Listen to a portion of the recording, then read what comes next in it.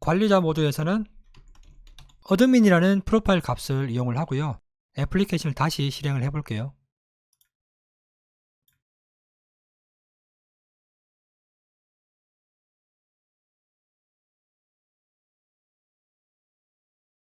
관리자 모드로 이동을 하면 제일 먼저 관리자로 인증하기 위한 화면이 출력이 됩니다. 왜냐하면 관리자 모드는 직원들만 사용을 해야지 아무나 사용하면 안 되잖아요.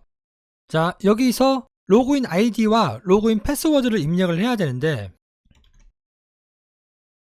아이디와 패스워드, 즉 비밀번호는 애플리케이션이 실행될 때 데이터베이스에 미리 저장이 되어 있어야 한다라고 이렇게 요구사항에 명시가 되어 있습니다. 즉 이 말은 인메모리 데이터베이스를 사용하면서 관리자의 아이디와 패스워드가 데이터베이스에 저장되어 있으려면 애플리케이션이 실행될 때 테스트 데이터를 가지고 와서 인메모리 데이터베이스에 미리 저장을 시켜 놓으면 되거든요.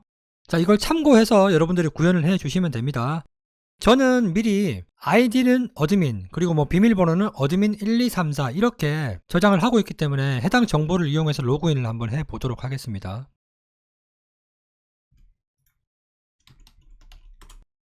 그리고 패스워드는 어드민 1234로 이렇게 지정을 해 두었습니다.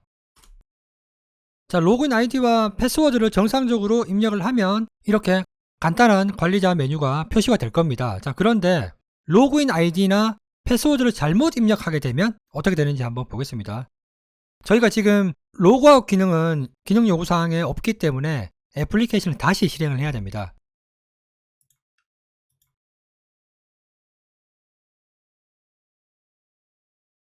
자, 로그인 아이디를 일단 잘못 입력을 해 볼게요.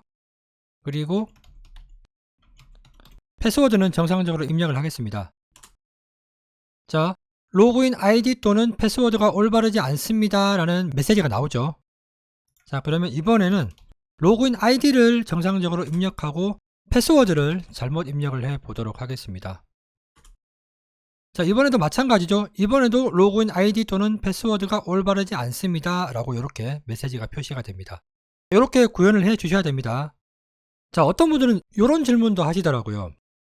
예를 들어서 로그인 아이디를 잘못 입력했을 때, 자, 패스워드는 이렇게 정상적으로 입력하고 엔터를 치면 지금 로그인 아이디만 잘못 입력했잖아요. 그러면 사용자한테 로그인 아이디 또는 패스워드가 올바르지 않습니다 라가 아니고 로그인 아이디가 올바르지 않습니다 라고 이렇게 알려주면 사용자 편의성 측면에서 더 낫지 않느냐, 이런 질문을 간혹 하시거든요.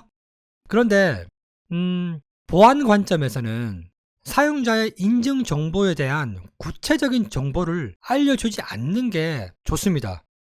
뭐 이런 거죠.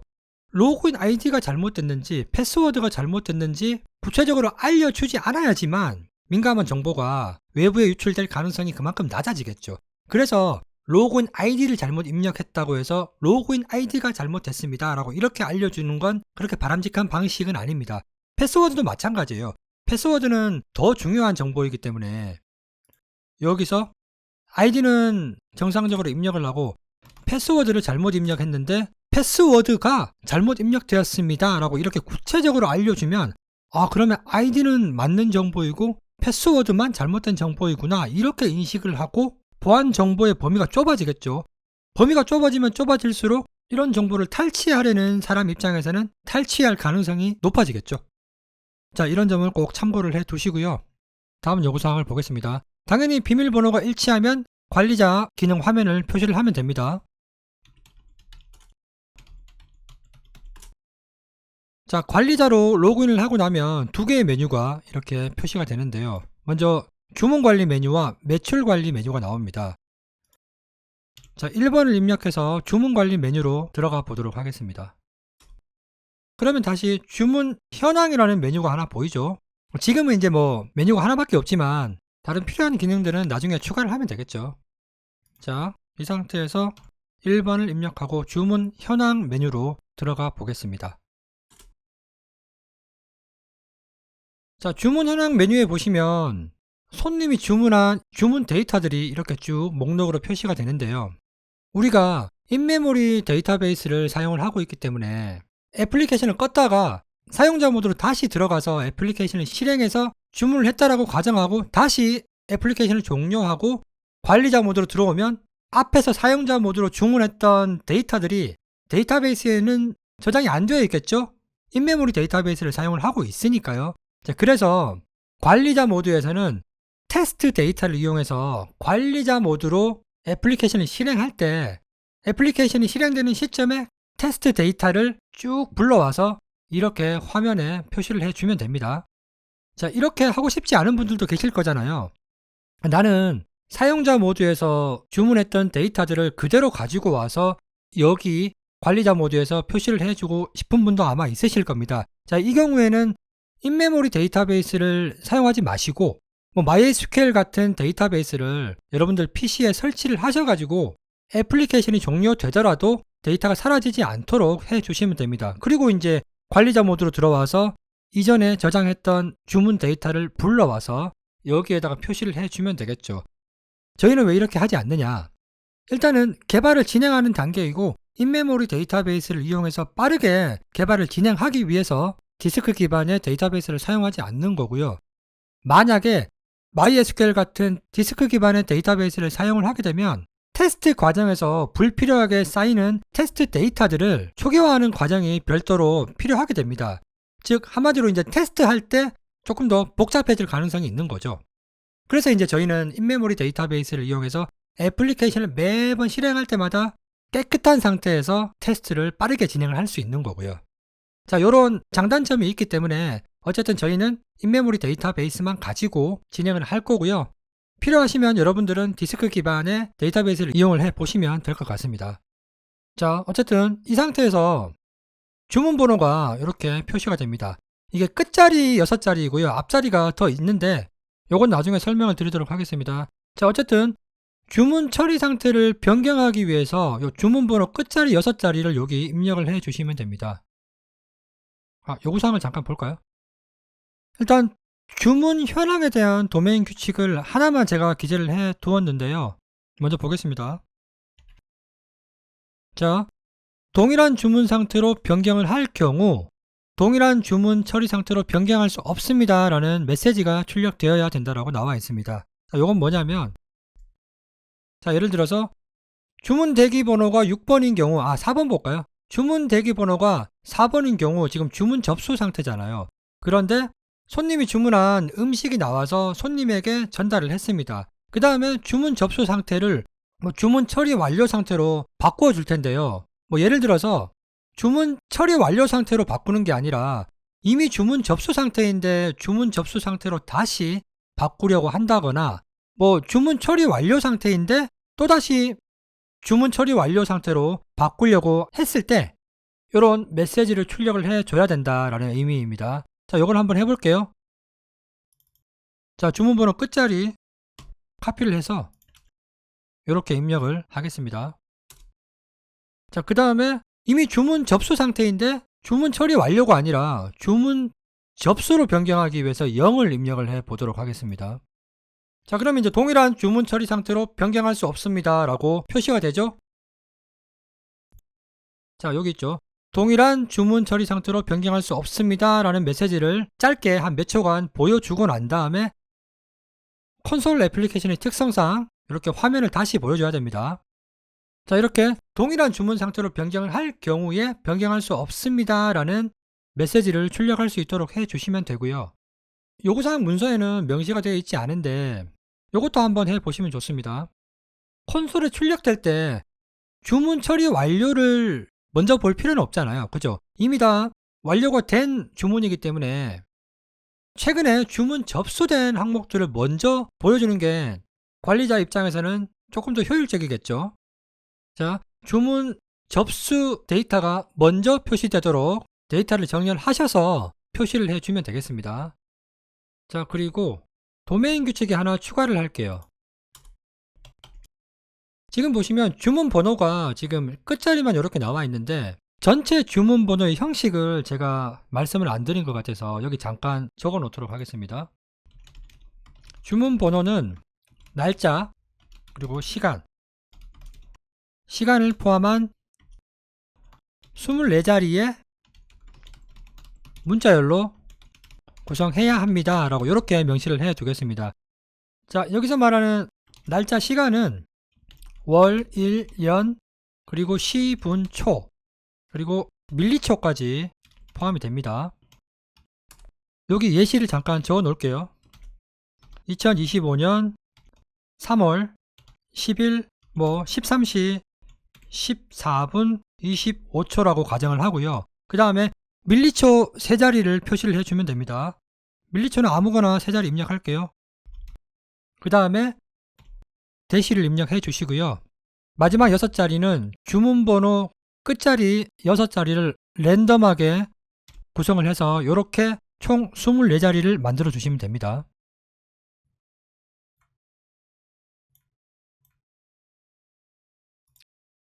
자, 관리자 모드에서도 콜론 Q를 입력하면 이렇게 이전 화면으로 돌아갈 수 있습니다. 자, 여기서 콜론 Q를 한 번 더 입력하면 관리자 메뉴의 메인 메뉴로 돌아오게 되는데요. 자, 이번에는 매출 관리 기능을 잠깐 살펴보겠습니다. 자, 매출 관리 기능으로 들어가 볼게요. 자, 이렇게 매출 관리 메뉴로 들어가 보시면 두 개의 메뉴가 나옵니다. 오늘의 매출 현황, 그리고 월별 매출 현황이라는 두 개의 메뉴가 존재하는데, 먼저 오늘 매출 현황으로 들어가 볼게요. 자, 여기 보시면 당일날 푸드트럭을 운영하면서 현재 시점까지 주문 처리가 완료 상태인 데이터를 가지고 이렇게 매출 현황을 표시를 해주고 있습니다. 자, 구현하실 때 관리자 입장에서는 오전, 오후, 저녁 이렇게 나누어서 보면 시간대별로 오늘의 매출 현황을 좀 편리하게 파악할 수 있잖아요. 그래서 이렇게 오전에 매출이 얼마이고 오후에 매출이 얼마이고 그리고 저녁 시간대에 매출이 얼마이고 이렇게 세 가지 시간대로 구분해서 매출을 표시해 주도록 하고 있습니다. 자, 테스트 데이터로 입력해 놓은 데이터들이 전부 오후 시간대여서 이 오후 시간대에만 매출 금액이 집계가 되었고요. 합계로 이렇게 표시를 해주고 있습니다. 자, 오늘 매출 현황에서의 요구사항을 한번 볼게요.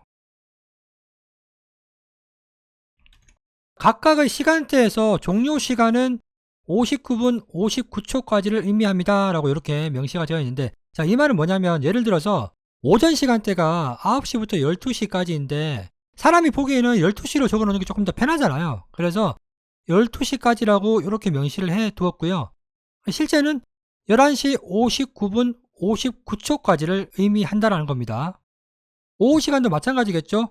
18시로 명시해 두었지만 17시 59분 59초까지를 의미를 하는 겁니다.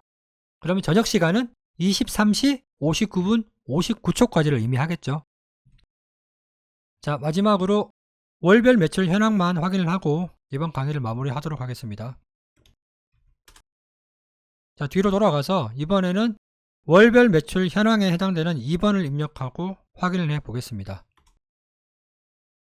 자, 월별 매출 현황을 보시면 현재 시점의 연도, 즉 애플리케이션을 실행할 시점의 연도를 의미를 하고요. 현재 연도가 2025년도이기 때문에 이렇게 연도를 표시를 해주고 월별로 매출액을 표시를 해주면 됩니다. 테스트 데이터 상에서는 3월에 주문 완료 처리가 된 데이터만 입력이 되어 있기 때문에 이렇게 3월 매출액만 표시가 되었고요. 맨 아래쪽에는 1월부터 12월까지의 매출 금액을 합계해서 이렇게 표시를 해주고 있습니다. 자, 월별 매출 현황 요구사항은 간단합니다. 당해 연도, 즉 현재 애플리케이션을 실행할 때의 연도를 의미하고요. 여기 이렇게 현재 연도를 표시하도록 구현을 해 주시면 됩니다. 자, 이번 시간에는 우리가 구현해야 되는 애플리케이션의 기능 요구사항을 살펴보았는데요. 자바 일부 강의에서 구현했던 애플리케이션보다 조금 더 난이도가 있습니다. 왜냐하면 콘솔에 표시되는 입력 항목과 메뉴 항목들도 이전 프로젝트보다 조금 더 많아졌고, 그리고 콘솔에 출력되는 항목도 그냥 단순히 텍스트만 표시되는 게 아니라 이런 식으로 사용자가 봤을 때 어느 정도 예쁘게 출력이 되도록 또 구성도 해줘야 되기 때문에 생각보다 난이도가 있는 미니 프로젝트가 될 것 같습니다. 여기 콘솔에 출력되는 이런 것들이 있죠. 구분자 이런 것들이 조금 삐뚤어진다고 해서 막 애써서 정확하게 맞추려고 하지는 마시고요. 대충 이런 식으로 어느 정도 눈에 잘 들어오게만 구현을 해 주시면 됩니다. 자, 마지막으로 여기 더 구현해 볼 수 있는 것들을 제가 좀 적어 두었는데요. 현재까지의 기능 요구사항만 보면 결제 예정 음식에 메뉴를 추가를 할 수 있긴 하지만 이미 사용자가 선택한 메뉴에 대해서 음식 수량을 수정한다거나 뭐 마음이 바뀌어서 음식을 삭제하고 싶은 경우도 있는데 지금은 그렇게 할 수가 없습니다. 그래서 이런 것들을 추가하면 조금 더 이제 완성도 높은 애플리케이션이 되겠죠. 그리고 이런 것도 할 수 있어요. 우리 애플리케이션은 주문 내역을 출력을 해서 콘솔에 표시를 해주겠죠. 그런데 이제 실제 푸드트럭을 사용해 보시면 종이에다가 주문 내역과 대기 번호를 출력해서 사용자가 받을 수 있는데 이렇게 받는 경우도 있고, 주문을 할 때 전화번호를 입력하면 그 전화번호로 카카오톡 메시지를 전송해서 사용자가 카톡 메시지를 보고 주문 처리 상태를 확인을 할 수도 있겠죠. 그리고 뭐 드문 경우이긴 한데요. 푸드트럭 같은 경우에는 이동식 식당이기 때문에 뭐 할인 쿠폰을 이용한다거나 그런 경우는 많이 없을 겁니다. 근데 하지만 뭐 예를 들어서 실제 오프라인 프랜차이즈 식당이라고 가정하면 해당 프랜차이즈에서 운영하는 이동식 푸드트럭도 있을 수도 있잖아요. 그럴 경우에는 해당 프랜차이즈에 회원가입이 되어 있을 수도 있고, 회원가입이 되면 뭐 포인트도 사용할 수 있고 뭐 할인 쿠폰 같은 것도 이용할 수 있을 거잖아요. 그래서 이런 할인 쿠폰을 이용해서 할인을 해주는 기능도 추가를 할 수는 있겠죠. 그리고 주문 현황 목록 같은 경우에도 이렇게 뭐 월별 매출이나 뭐 주문 현황 목록 데이터가 많이 쌓이게 되면 콘솔 화면에서 한 화면에 쭉 보여줄 수 없잖아요. 그럴 경우에 페이지네이션 처리를 해서 페이지 번호를 입력해서 다음 페이지로 넘어가고 다음 페이지를 넘어가고 이런 식으로 많은 데이터들을 효율적으로 보여줄 수 있는 기능도 콘솔 화면에 추가해 보시면 아마 여러분들의 실력이 더 향상될 거라고 생각을 하고 있습니다. 자, 그 다음에 저희가 사용하는 음식 메뉴는 딱 3가지로 고정되어 있잖아요. 이렇게 고정하는 거 말고요. 관리자 모드에서 메뉴를 직접적으로 관리를 하게 됩니다. 그러면 뭐 새로운 신메뉴가 나왔을 때 메뉴를 추가할 수도 있고요. 자, 이 메뉴는 더 이상 판매를 하지 않게 되었을 때 메뉴를 삭제할 수도 있고, 이런 식으로 메뉴 관리하는 기능을 추가를 하면 관리자 모드의 기능이 조금 더 완성도가 높아지겠죠. 자, 그리고 또 카드 결제를 하다 보면 카드 결제를 하다가 뭐 네트워크 장애 같은 상황이 발생을 해서 결제에 실패하는 경우도 있을 수 있는데요. 이럴 경우에는 사장님한테 직접 가서 결제하는데 오류가 발생했다라고 말씀드리는 경우도 있을 거잖아요. 자, 이 경우에는 사장님이 직접 결제 처리를 해줄 수 있는 수동 처리가 필요할 수도 있습니다. 그래서 이런 기능들도 한번 추가를 해 보시면 좋을 것 같습니다. 자, 그리고 뭐 기타 할인 쿠폰을 관리를 하실 수도 있고요. 그리고 카카오톡 알림을 전송할 때 음식이 준비될 경우에 손님에게 카톡 메시지로 알려줄 수도 있겠죠. 자, 그리고